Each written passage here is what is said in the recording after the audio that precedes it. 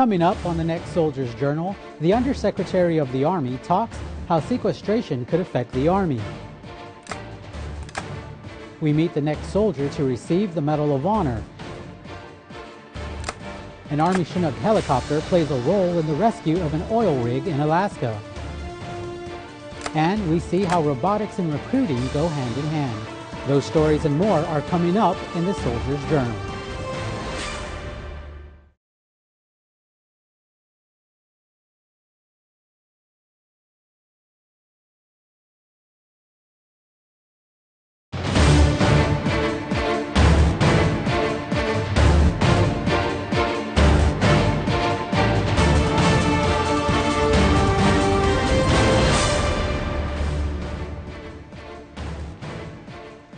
Welcome.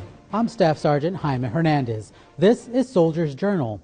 Thank you for joining us as we cover stories that are about you, the soldier. In this edition, we meet the next soldier to receive the Medal of Honor. We go to Alaska to see how an Army Chinook helicopter played a role in the rescue of an oil rig, and we see how a robotics competition gets the attention of Army recruiters. But first, how is a possible $500 billion across-the-board Pentagon cut going to affect you? These possible automatic cuts, otherwise known as sequestration, were recently addressed by the Undersecretary of the Army, the Honorable Joseph Westfall. It'll affect the Army in its entirety because we will have to take those cuts across the board. However, it will probably have a larger impact on our operational maintenance areas, which means that we will have some challenges to training and readiness across the board. And the Secretary of Defense made that case. The chairman made that case at the last press conference. They said if you let this happen, this will affect our readiness and our training and our ability to respond to important issues that could arise anywhere in the world.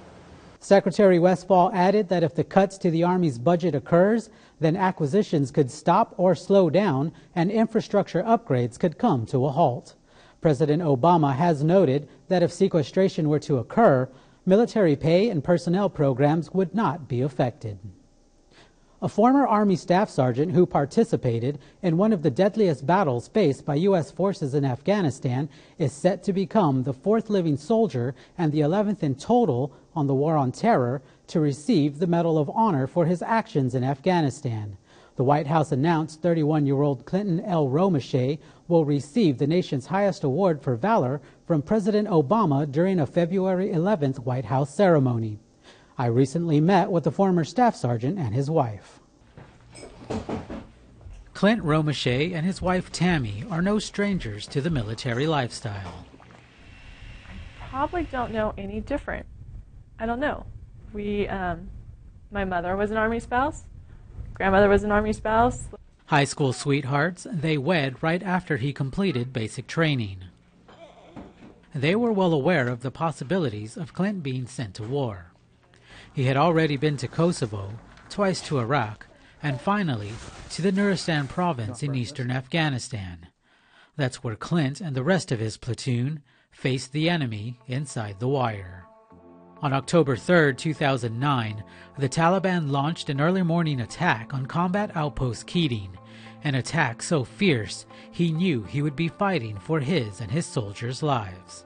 These weren't your average, up in the hill, cave dwellers. These guys were, and I'll give them all their respect, they were well trained and they had their mission to do. Clint also has discipline. Using his Army training, he calmly assessed and reported the situation while under attack.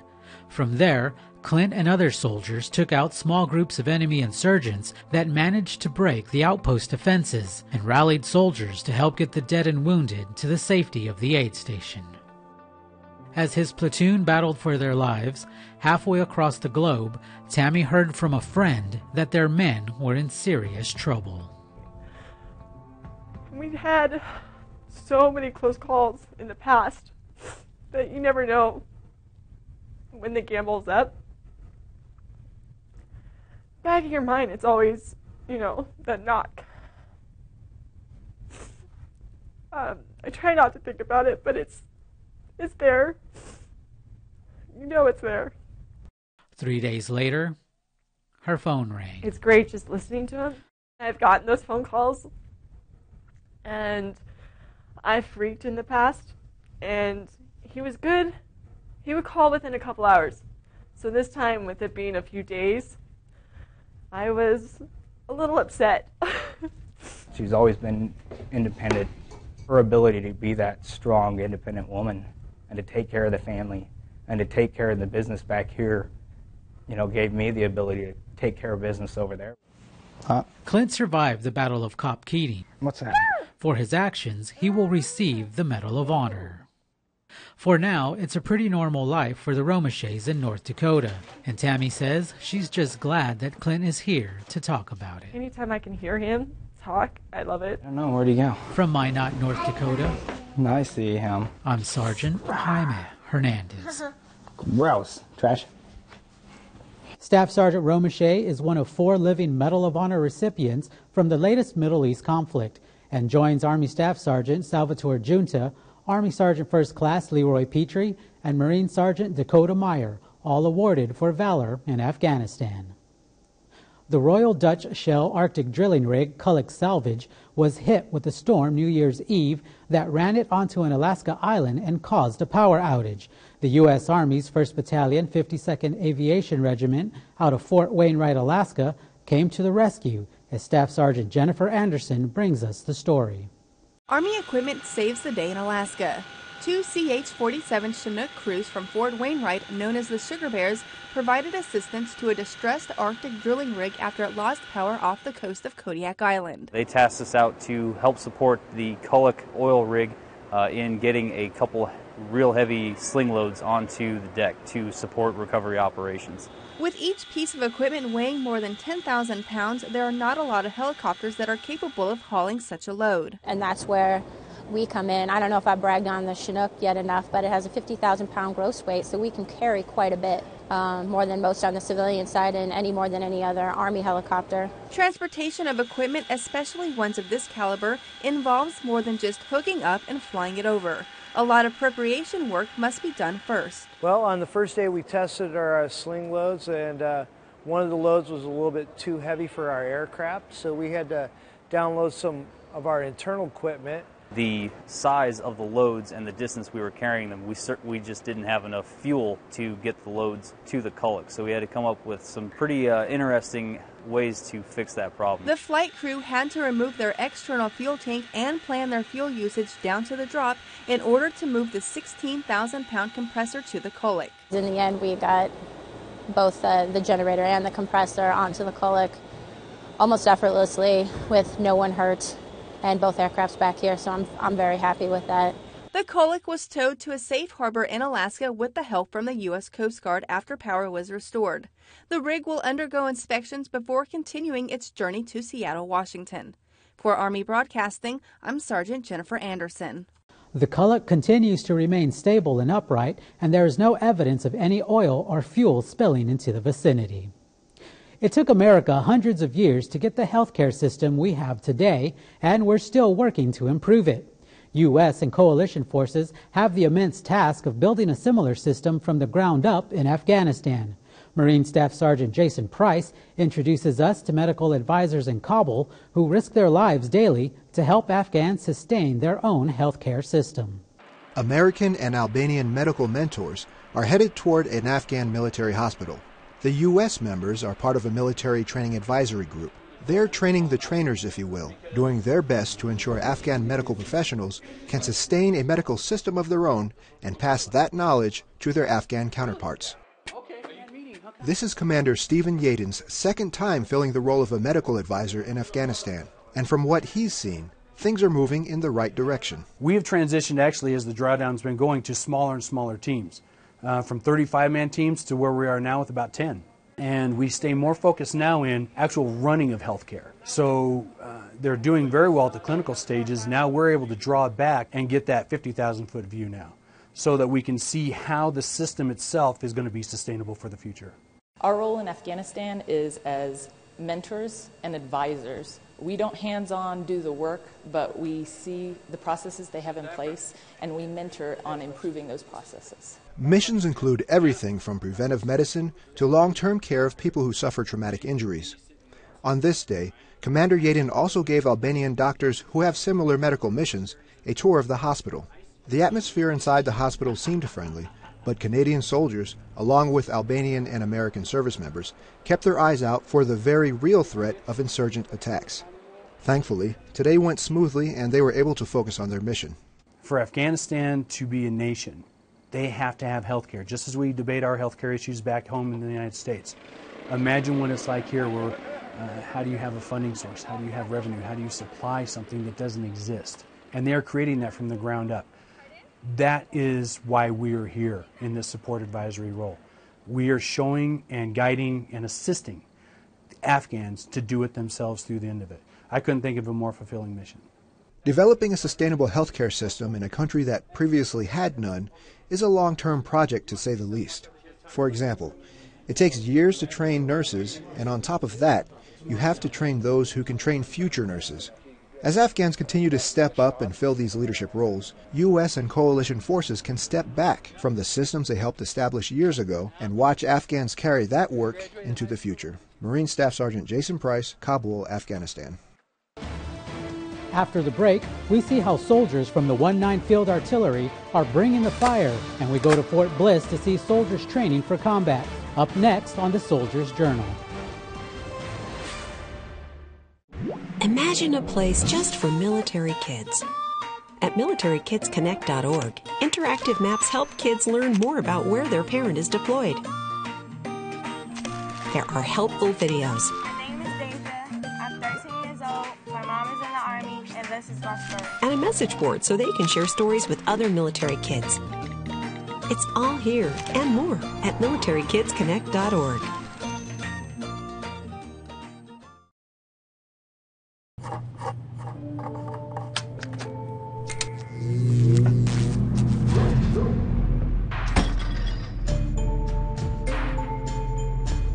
Traditional light bulbs actually generate 9 times more heat than light.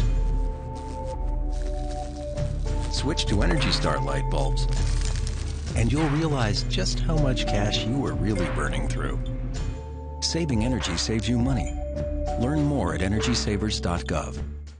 Bravo Battery of the 1-9th Field Artillery from Fort Stewart, Georgia, have been conducting intensive training and fire missions to support operations in Uruzgan Province, Afghanistan.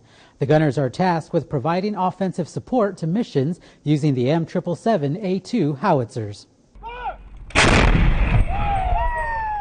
First Section Bravo Battery 1-9 Field Artillery from Fort Stewart, Georgia have been conducting intensive training and fire missions to support operations in Uruzgan Province, Afghanistan. The gunners, based out of Fort Operating Base Hadrian in Duraywood District, are 2 months into their deployment. They are tasked with providing offensive support to Combined Team Uruzgan missions using M777A2 howitzers. It's nice to be out here, especially whenever not too many people back in the United States have a chance to come out here, and do everything you can for your country. The M777A2 is a towed 155mm artillery piece that fires high explosive, illumination and GPS-guided Excalibur rounds. The weapon system was deployed by the US Army and Marine Corps to Afghanistan in December 2007, and the Excalibur projectile was first deployed in March 2008. First Section are on constant standby to provide support at any time during the day or night to counter direct hostilities or illuminate an area for friendly forces. But it lights up the air so troops on ground can see what's going on. If they're in contact, they actually see where the enemy's at. So it helps them out tremendously. So it's very important that we get those round out as fast as possible so the troops forward can see what's going on. The gunners of 1-9 Field Artillery will continue providing their specialist capability until FOB Hadrian is drawn down in mid-2013. Good job, guys. This is Captain Jesse Platts reporting for Combined Team Uruzgan. While combat isn't a game and calling a timeout or requesting a do-over isn't an option, Sergeant Travis Delzell takes us to Fort Bliss, Texas, where soldiers training for combat are given a second chance to do things over. All set! Although there are no bullets flying or actual IEDs exploding, individual readiness training instructors stress the need to train as you would fight. Every soldier begins their career by learning the basics, but this training allows soldiers of all military occupational specialties to learn more. There is no easy day in combat. You never know what's going to happen when you step outside the wire. It may be the worst possible day, or it may be a cakewalk and you go home and it's too easy. The best way we can prepare for that is give you challenges. If we make it easy for you, you're not going to rise to that occasion. If we present you with challenges and we make it harder and we make you overcome the obstacles, you become ultimately more resistant to challenge.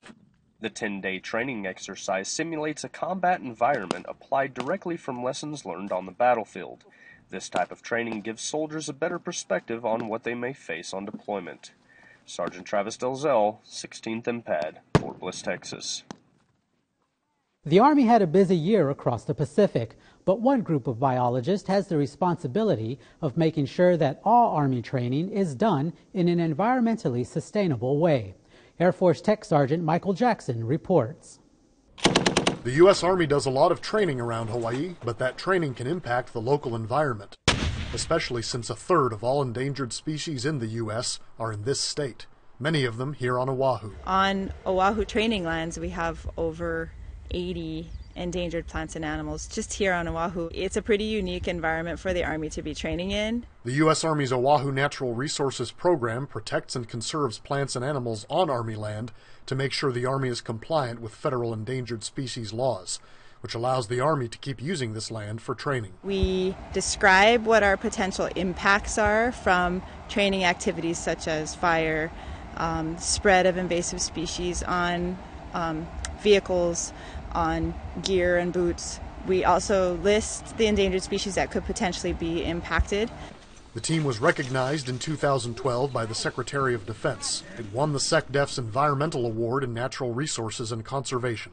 It's well enough to know that you have a very successful program and that you're doing good things within the Army's network, but to be recognized for that nationally was really a wonderful thing. The program won the award for its leadership in the field of conservation. It works on more than 50,000 acres of land across 6 Army ranges.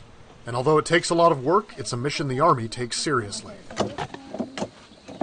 The Army is an amazing player in conservation in Hawaii. When I started with the program in 1995, I was one of 2 employees, and currently in 2012 we have a staff of over 50 employees doing conservation work on Army land. Coelho added that she looks forward to continuing the program's work and growing populations of native species in 2013. Tech Sergeant Michael Jackson, Schofield Barracks, Hawaii. A pathfinder is a paratrooper who's inserted into an area to set up drop zones, pickup zones, and other air operations. In Afghanistan, there's a new group of soldiers who've earned the title of pathfinder, but there's one difference between themselves and the pathfinders who've come before them. Army Sergeant David Birchfield reports. Continue to be impressed by the dedication, proficiency. This is Lieutenant Colonel Kelly Hines. He's giving a speech. 5th group of soldiers to success at a ceremony. This Pathfinder Academy remains the only one of its kind. For soldiers. But they aren't American soldiers. They're part of the Afghan National Army, or ANA. They've done something that not too many ANA soldiers can say they've done before. They've become pathfinders. But what exactly does a pathfinder do? We taught them sling loads, which is hooking up to an aircraft to carry a large cargo, and every load has a different method to rig it up. So rigging, safety, hookup, and even air traffic control. They need to learn these things so they can use them as they transition to take control over this area and take control over their country. There are some challenges when it comes to training soldiers from another country.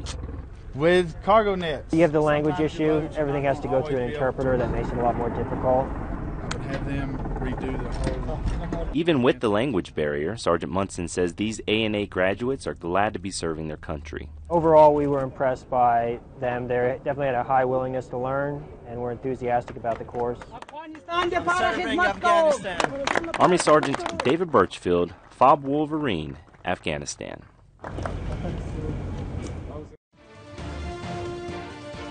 After the break, we'll go around the Army to check out the newest Army Lodge, and we see how the Afghan National Army is training for the transition when U.S. forces depart their country. Incoming transmission. 2, 1. Make sure sure you're armed and ready this flu season. Get the flu shot or flu mist at no cost. Go to tricare.mil/flu and find a vaccination site near you. And remember, the flu vaccine is safe and effective. Don't let the flu bug bite you this holiday season. Get vaccinated. Go to tricare.mil/flu to learn more. Roger that. That guy's trying to piece together his night. That feeling when you wake up the next morning. You've got that look of shame just emanating off of you. You know you've done something stupid. Not remembering a thing. That guy, after a big night, is probably a little hungover. Having a headache until 6 in the afternoon. Pretty much lose a whole day of your life. That happens to that guy all the time. Don't be that guy. Don't be that guy. Yeah, you know, everybody had a night. Right. Everybody.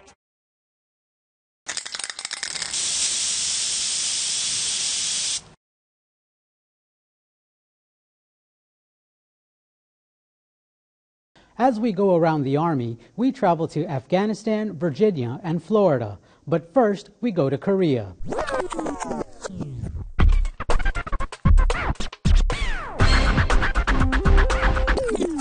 Camp Casey. Soldiers are loading up heavy equipment for a cross-country convoy.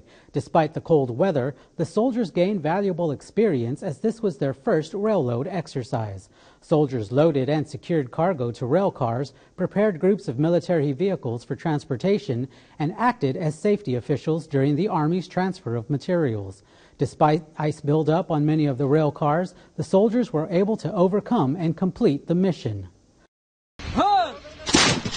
Forward Operating Base Gambiri, Afghanistan.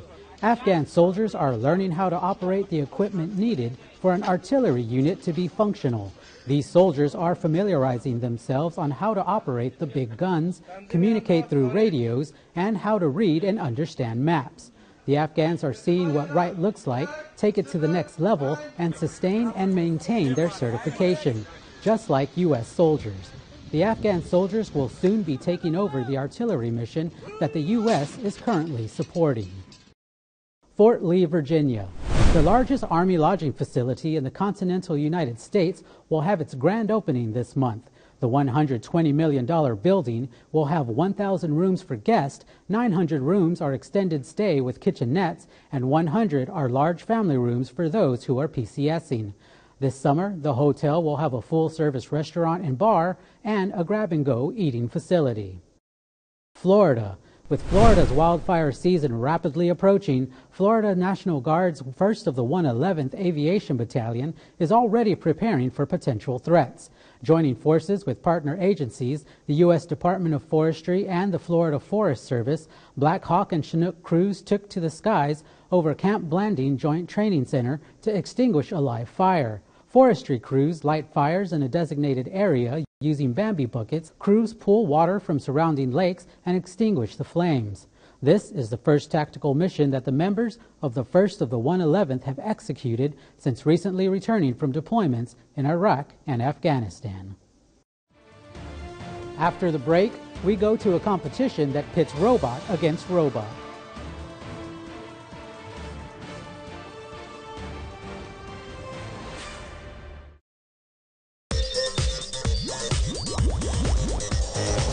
An active duty reservist asks if he can transfer his reserve TSP to an outside 401k. Yes, but not until you fully separate from the reserve. Once you're separated, the transfer can be easy.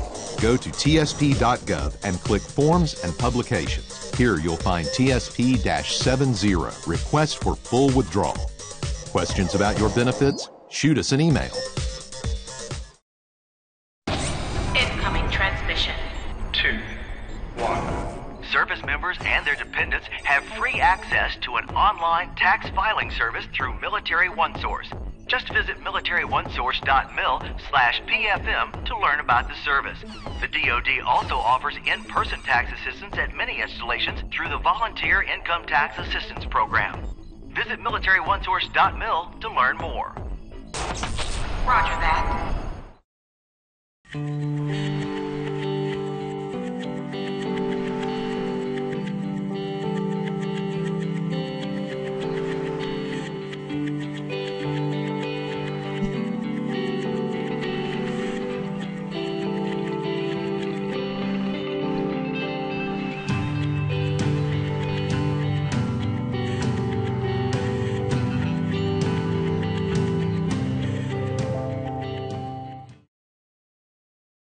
What pits young minds in competition that both educates and inspires?